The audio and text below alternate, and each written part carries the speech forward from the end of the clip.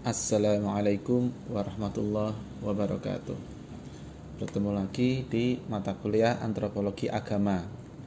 Kali ini kita akan membahas tentang World Religion atau agama-agama dunia.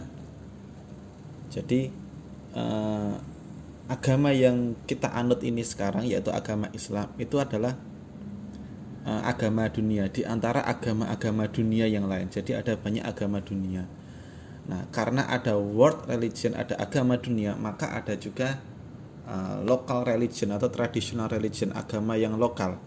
Kadang disebut sebagai agama lokal, kadang disebut sebagai agama tradisional, kadang disebut juga sebagai agama indigenous. Nah, itu kurang lebih artinya ya tidak jauh beda gitulah. Nah, pertama-tama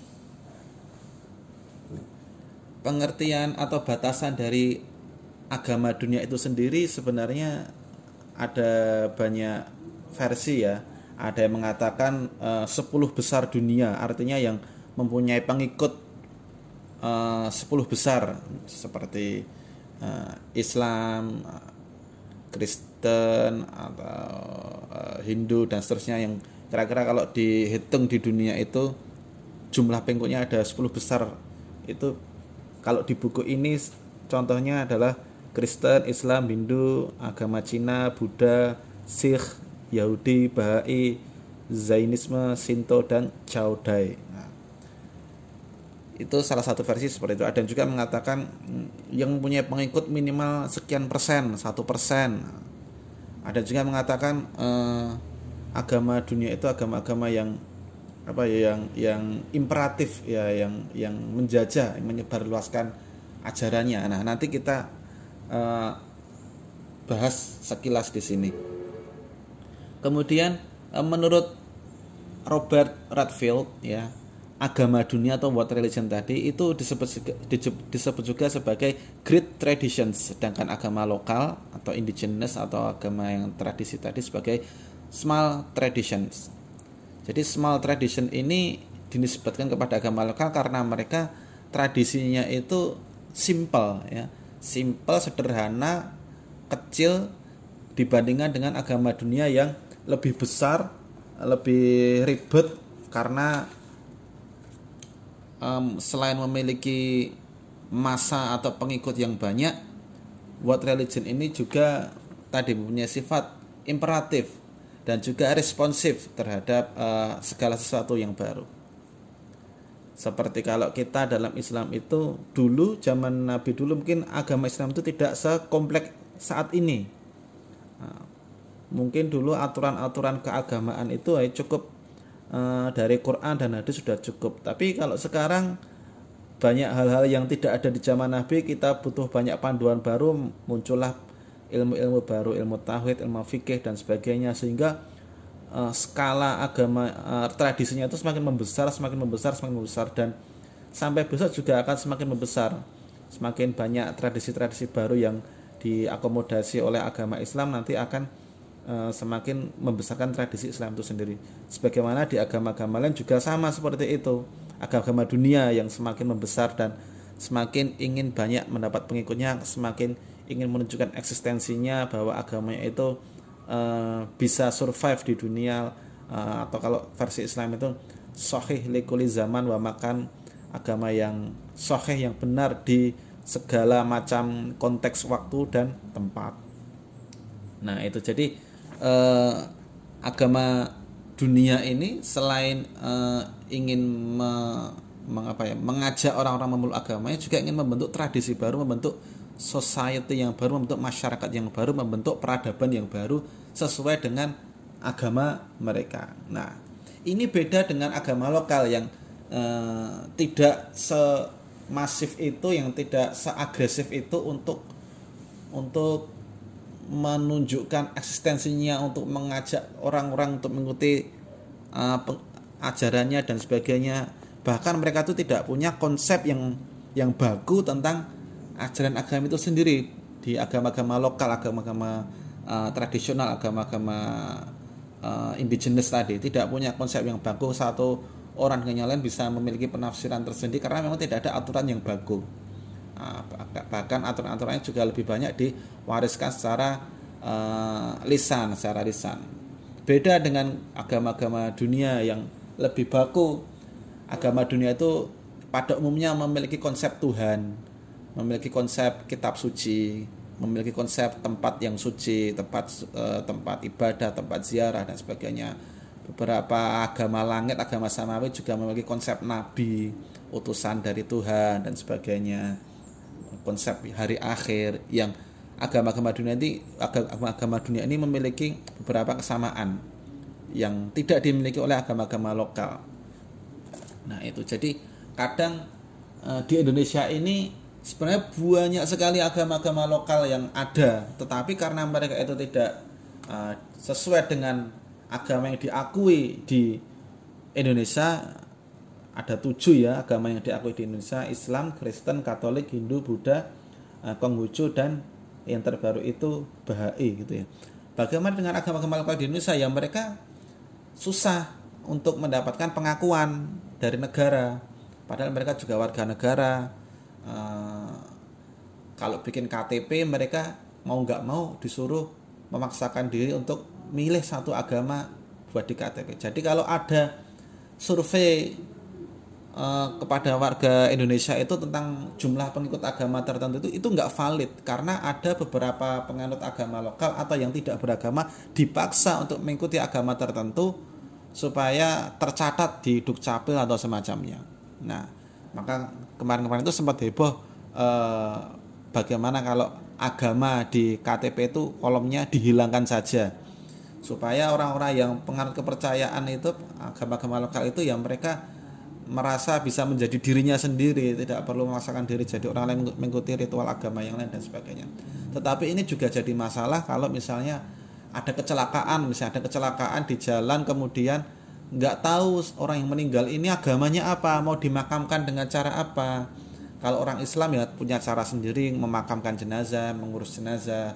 Orang agama lain juga punya cara sendiri. Nah, ada perdebatan di situ. Semua ada plus minusnya. Nah, jadi agama lokal di Indonesia masih kurang rekognisi, kurang pengakuan oleh orang tuanya sendiri, oleh negara, bahkan oleh Kementerian Agama itu sendiri. Banyak dirjen Islam, dirjen Kristen, Katolik dan sebagainya, tapi dirjen untuk agama-agama lokal itu tidak ada. Jadi tidak ada yang memayungi mereka, tidak ada yang mengayomi mereka. Tentu saja nanti ya lama-lama negara itu pengen supaya mereka itu musnah. Agama-agama itu musnah, padahal apakah agama lokal itu selalu negatif? Belum tentu. Tidak sedikit agama lokal itu yang justru malah positif. Mereka itu lebih dekat dengan alam, menghargai alam, tidak merusak alam. Bahkan mereka juga tidak ada permusuhan dengan agama lain, tidak ada terorisme dan sebagainya. Nah, itu banyak hal-hal seperti itu ditemukan di agama lokal karena mereka memang tidak ambisi mencari jamaah, mencari pengikut sebagaimana agama-agama dunia yang lain. Jadi agama lokal ini salah satu hal yang di studi agama-agama ini menjadi fokus tersendiri, bagaimana penganut agama lokal, penganut agama indigenis ini mendapatkan rekognisi, mendapatkan pengakuan dan mendapatkan hak-hak mereka sebagai manusia, sebagai warga negara dan seterusnya. Nah, jadi konsep 7 agama yang diakui di Indonesia itu sendiri sebenarnya juga banyak kelemahan. Kemudian kita berikutnya membahas tentang conversion ya, atau perpindahan agama, perubahan agama. Jadi conversion ini kalau dalam bahasa Inggris memang ada kosakata tersendiri, conversion, pindah agama. Sedangkan di Indonesia, di bahasa Indonesia itu tidak ada kata yang baku untuk menyebutkan pindah agama. Kita menyebutnya pindah agama. Kalau kita menyebutnya mu'alaf itu sendiri kan bahasa Arab ya. Itu adalah perubahan dari non-Islam ke Islam. Sedangkan murtad itu perpindahan agama dari Islam ke yang lain. Nah, artinya murtad dan mu'alaf di sini kan satu, bukan dari kekayaan bahasa Indonesia sendiri, artinya orang Indonesia itu tidak mengenal kosakata pindah agama sebenarnya. Yang kedua, mu'alaf sama murtad ini kan sudah dicitrakan positif dan negatif. Mu'alaf itu positif, murtad itu negatif. Nah, sedangkan di bahasa Inggris terminologi conversion, pindah agama itu netral, positif ya tidak negatif, netral. Jadi tidak, memang tradisinya di luar negeri itu seperti itu. Artinya conversion atau perpindahan agama itu ya biasa-biasa saja, bukan hal yang luar biasa. Kalau di Indonesia pindah agama itu luar biasa, artis pindah agama di blow up dan seterusnya, Deddy Corbuzier masuk Islam jadi trending dan sebagainya. Nah, di luar negeri itu biasa-biasa saja. Nah, yang pertama banyak ajaran-ajaran dari agama lokal itu sifatnya itu wisdom, kebijaksanaan. Artinya tidak berupa sesuatu yang dibandingkan agama dunia itu yang sifatnya movement, gerakan. Gerakan itu artinya ada tujuan-tujuan tertentu, tujuan-tujuan besar yang ingin dicapai oleh agama dunia. Misalnya pengen membuat sebuah negara atau kerajaan yang berafiliasi agama tertentu, atau pengen semua manusia di bumi ini untuk mengikuti agama tertentu, atau pengen sistem politiknya itu diganti sistem sesuai agama tertentu. Nah, itu agama dunia itu seperti itu, Islam, Kristen, Katolik, Hindu, Buddha dan sebagainya pengen mewarnai itu. Sedangkan agama lokal tidak peduli dengan itu, yang penting mereka itu hidupnya itu baik, hidupnya itu saling membantu, hidupnya itu ramah dengan manusia, dengan alam dan sebagainya. Jadi di sini muncul conversion ini didominasi oleh agama lokal ke agama dunia. Sedangkan conversion dari agama dunia ke agama lokal itu hampir jarang terjadi. Karena agama dunia mereka adalah movement, mereka ingin menjadi besar. Caranya menjadi besar ya mencari banyak pengikut. Salah satunya dari agama-agama lokal, karena menurut penganut agama dunia, agama-agama lokal ini sama aja tidak beragama. Karena kalau tidak ikut agama dunia berarti tidak beragama. Akhirnya mereka memaksakan agama lokal ini supaya ayo, daripada kamu tidak beragama, daripada kamu tidak bertuhan, ikut agama saya saja, ikut Tuhan saya saja. Maka kita juga melihat banyak sekali penjajahan itu dulu, para penjajah itu juga punya misi menyebarkan agama. Maka mereka disebut juga misionaris dengan istilah, kalau kalian masih ingat dulu pelajaran waktu SD, gold, glory, gospel. Mereka gold, mereka mencari harta, mencari emas, mencari kekayaan. Glory, mereka mencari kejayaan, mencari kedaulatan. Mereka juga mencari gospel untuk menyebarkan agama mereka, menyebarkan Injil, mengkabarkan Injil dan sebagainya. Islam juga sama saja, mereka sifatnya imperatif sekali, menyebarkan agama di mana-mana. Orang Islam pindah atau hijrah ke manapun, ke tempat yang asing, yang non Islam, bagaimana, itu ya minimal mereka tetap mengerjakan sholat. Ketika nanti akhirnya mereka punya beberapa pengikut, beberapa orang, minimal dari keluarga mereka sendiri, akhirnya bikin masjid, bikin musola. Akhirnya lama-lama mereka semakin menyebarkan agama itu. Nah, maka yang terjadi di sini adalah hanya konversi, bukan absorpsi. Apa itu maksudnya? Jadi konversi itu melibatkan melibatkan kepindahan secara formal saja. Jadi secara deklarasi saja, tapi tidak secara absorpsi, tidak secara menyerap, tidak secara pengalaman spiritual mereka sendiri, pengalaman subjektif mereka sendiri. Jadi agama-agama dunia ini menyebarkan ajaran mereka ke agama-agama lokal tidak dengan dengan hikmah, dengan kebijaksanaan, dengan contoh-contoh yang baik, dengan atau yang penganut agama lokal itu ikut agama dunia bukan karena mereka merasa dapat hidayah, bukan karena mereka merasa habis dapat pengalaman spiritual, pengalaman misi, tidak. Tapi mereka itu hanya sekedar untuk menunjukkan keikutsertaan secara formal, atau istilahnya secara hitam di atas putih, pengakuan bahwa mereka itu adalah pengikut salah satu agama dunia itu sendiri. Maka nanti kita akan melihat juga banyak orang-orang itu yang penginjil itu yang menyebarkan agama mereka ya bukan dengan mengajarkan perlahan-lahan dari A sampai Z, enggak, tapi ayo yang penting kamu masuk Kristen dulu, kamu dibaptis dulu, nanti sambil belajar.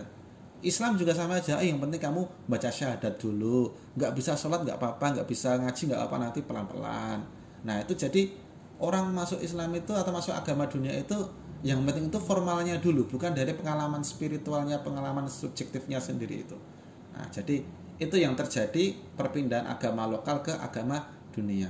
Nah, tapi nanti ada juga menurut Murphy ini yang namanya religious mobility, yaitu perpindahan agama. Nah, ini bukan conversion.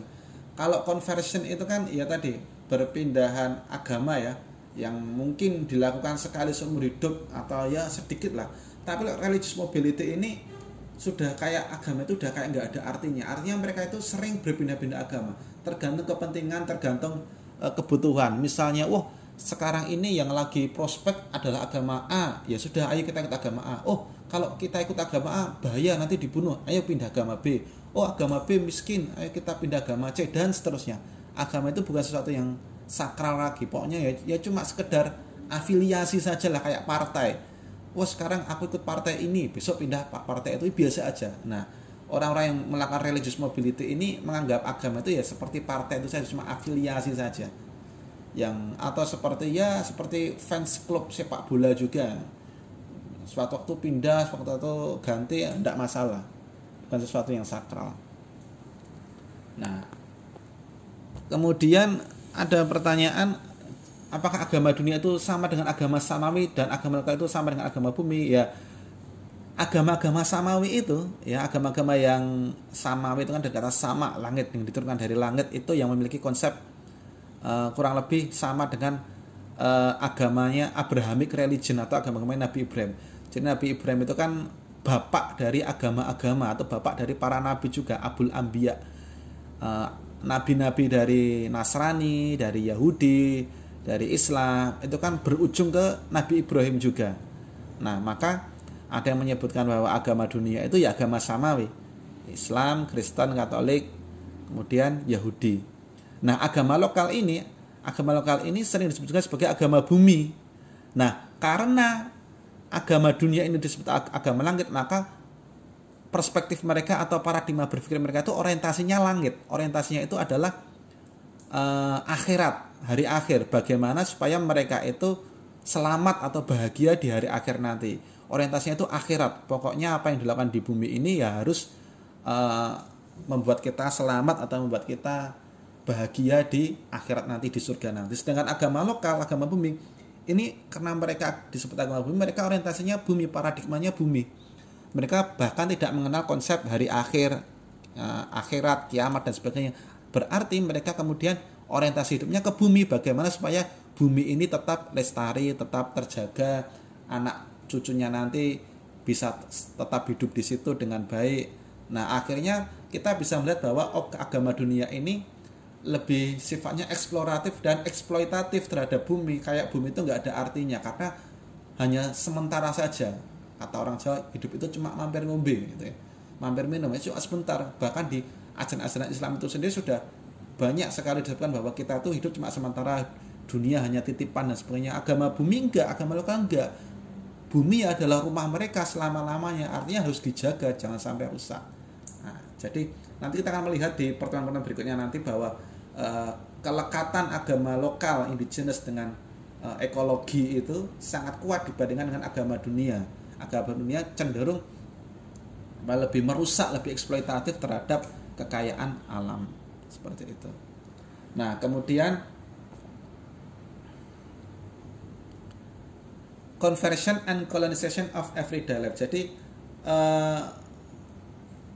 agama dunia yang imperatif tadi itu selain mereka menyebarkan agama mereka, juga menyebarkan ideologi mereka dengan cara kolonialisasi. Menurut Robert Hefner, penyebaran agama dunia itu tidak sekedar menyebarkan ajaran secara doktrin maupun ritual, tapi juga sosial organisasional. Artinya kehidupan sehari-hari kita itu juga disebarkan lewat penyebaran agama juga. Nah, nanti muncul istilahnya bricolage. Bricolage itu apa yang sering ditampilkan, sering kita lihat, meskipun itu bukan bagian dari hidup kita, lama-lama kita akan terbiasa.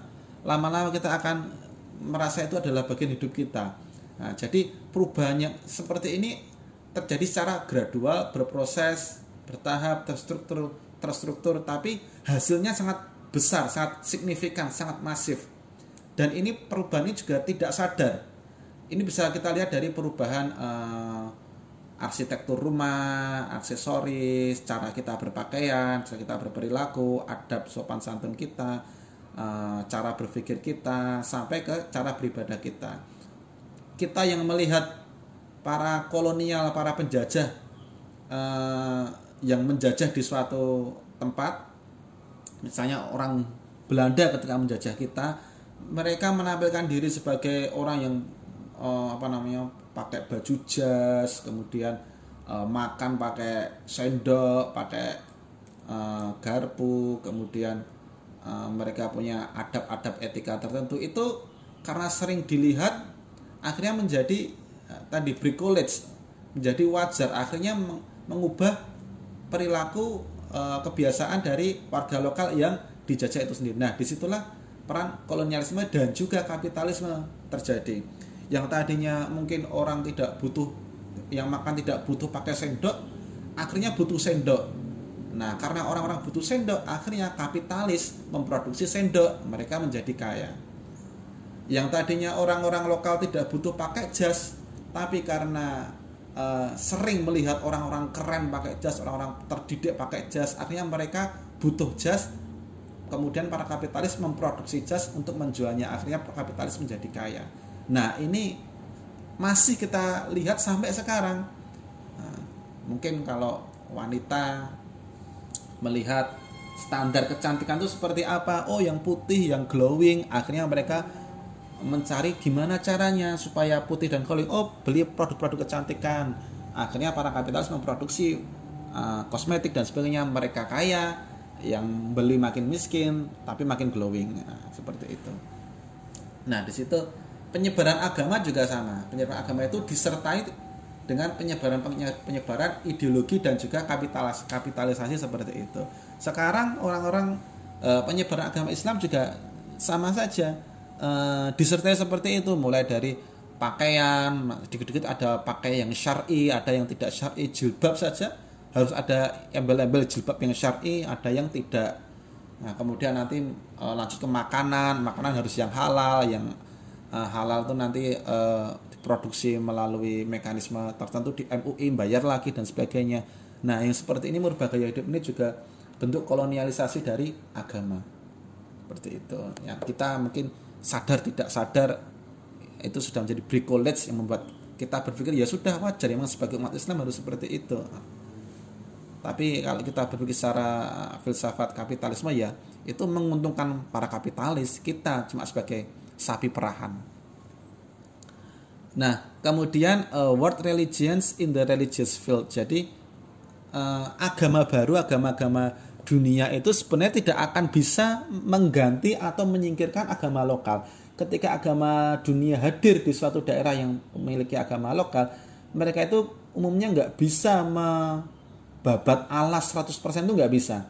Maka mereka kemudian makan kompromi, mengakomodasi, asimilasi dan sebagainya. Nanti akan kita bahas di pertemuan berikutnya, berbagai macam bentuk berbaurnya agama antar agama seperti itu.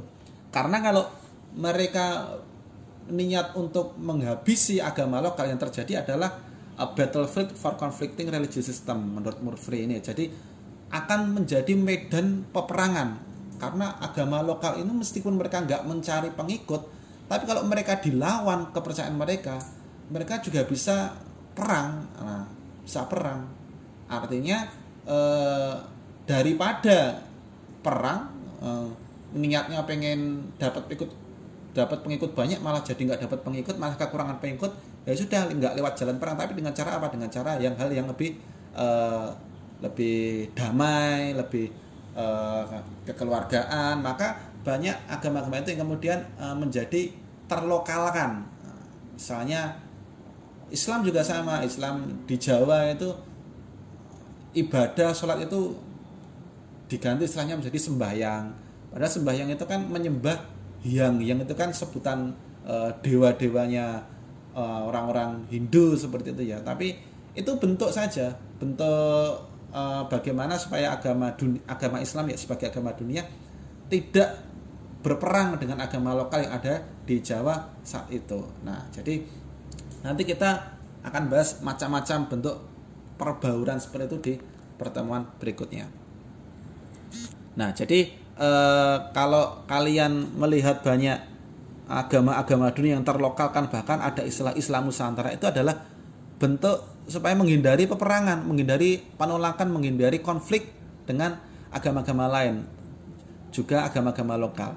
Nah, kalau kalian melihat seperti itu, maka agama-agama lokal ini ya tidak akan melawan, tidak akan mengajak perang atau sebagainya, karena mereka merasa masih dihargai eksistensinya, masih dihormati kepercayaannya. Sebagaimana dulu ada Sunan Kudus.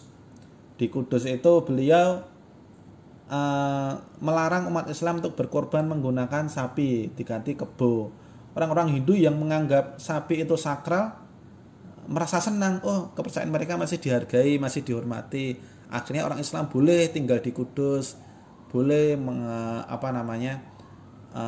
mengadakan sholat, membuat madrasah dan sebagainya. Itu karena dakwah yang seperti itu. Maka yang cara seperti ini juga tidak hanya Islam saja yang melakukan. Nanti banyak agama-agama yang lain juga seperti itu. Misalnya nanti kita melihat ada Gereja Kristen Jawa GKJ, itu juga bentuk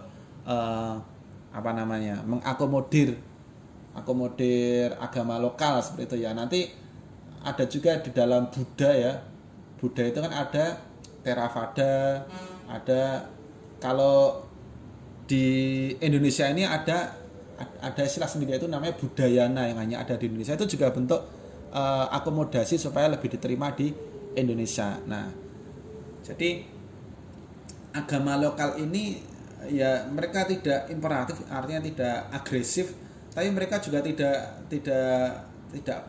tidak pasif juga, artinya tidak diem-diem aja ketika agama mereka diusik, kepercayaan mereka diusik, seperti itu. Nah, kemudian the diversity within world religions, agama dunia yang setiap hari mencari pengikut itu kan lama-lama makin besar. Misalnya agama Islam yang jumlah pengikutnya 1,5 miliar, itu nggak mungkin 1,5 miliar itu kan pikirannya sama semua, pemahamannya terhadap Islam itu sama semua. Sebagaimana agama-agama lain juga sama. Kristen itu ada 2,5 miliar, 2,5 miliar. Itu nggak mungkin 2,5 miliar itu konsep berpikirnya tentang agama Kristen itu sama, nggak mungkin. Konsepnya tentang Tuhan sama, nggak mungkin. Konsepnya tentang apa yang rinci-rinci dari agama Kristen nggak mungkin sama. Makanya di Islam sendiri itu nanti ada Islam Sunni, ada Syiah. Sunni sendiri nanti ada yang Syafi'i, Maliki, Hambali, Hanafi dan sebagainya. Nanti ada lagi di dalamnya ada yang Salafi, ada yang Sufi. Nah, seperti itu adalah diversity, adalah kemajemukan di dalam agama dunia. Karena sudah terlanjur besar, ya mereka mempunyai perbedaan istilahnya ada perkembangan-perkembangan yang sulit dikendalikan atau dikonformasi secara tunggal. Nah, jadi tidak bisa kita menyatukan umat Islam supaya bisa satu ide, satu ibadahnya sama persis satu sama lain, nggak bisa, pasti ada perbedaan dan semua sesuai dengan kepercayaan masing-masing. Sedangkan agama lokal, agama indigenous ini lebih sedikit perbedaan seperti itu, karena mereka tidak ada panduan yang rigid seperti agama-agama dunia. Artinya mereka ya tidak bisa disebut agama lokal ini menyeleweng atau apa ya, karena memang panduannya apa. Karena mereka cuma sekedar wisdom saja. Nah, maka menurut Ranger ini, world religion atau agama dunia ini disebut juga sebagai makrokosmos, sedangkan agama lokal itu sebagai mikrokosmos. Makro itu kan berarti lebih besar. Sebagaimana kita melihat makrokosmos, melihat diri kita ke alam semesta ini, ya. Sedangkan traditional religion ini melihat sebagai mikrokosmos, melihat agama, melihat diri ke dalam diri mereka sendiri. Nah, sebagai agama dunia yang disebut sebagai makrokosmos ini, mereka harus siap dengan friksi-friksi atau perpecahan-perpecahan atau konflik-konflik internal di dalam agama mereka. Salah sendiri mereka makin besar, ya Akibatnya ya makin banyak perpecahan dalam internal mereka sendiri, yang bahkan menurut mereka sendiri, wah kamu tuh sudah enggak Islam lagi, tapi yang dituduh enggak kok, aku masih Islam, masih sholatnya masih madhep kiblat, tapi menurut yang lain enggak, kamu kafir, kamu bid'ah dan sebagainya. Nah, yang seperti ini adalah risiko karena membesarkan agama itu sendiri. Kalau nggak pengen terjadi seperti ini, ya nggak usah besar-besar amat. Sedangkan agama lokal, agama tradisional sebagai mikrokosmos, mereka kosmos yang kecil, mereka nggak banyak fokus kepada internal mereka sendiri, ya mereka harus fokusnya ke di luar mereka. Artinya mereka juga harus siap dengan hal-hal di luar mereka, seperti perubahan-perubahan yang terjadi di dunia dengan perkembangan globalisasi, teknologi. Agama-agama tradisional ini bisa survive asalkan mereka ya itu bisa